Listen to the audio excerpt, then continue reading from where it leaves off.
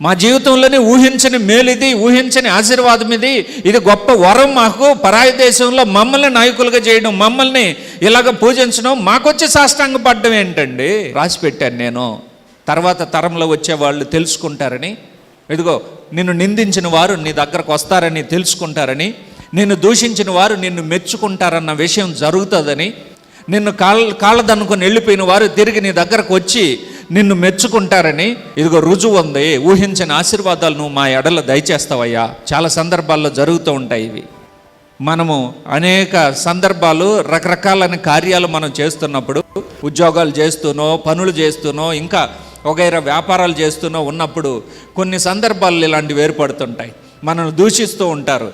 ఆ దూషించిన వారే తిరిగి ఒక రోజున మన దగ్గరకు వచ్చి చారదీయమని మనల్ని బ్రతిమలాడుతూ ఉంటారు. ఆ ఊహించని కార్యక్రమాలను, ఊహించిన మలుపు తిప్పే కార్యక్రమాలను దేవుడు జరిగిస్తాడు.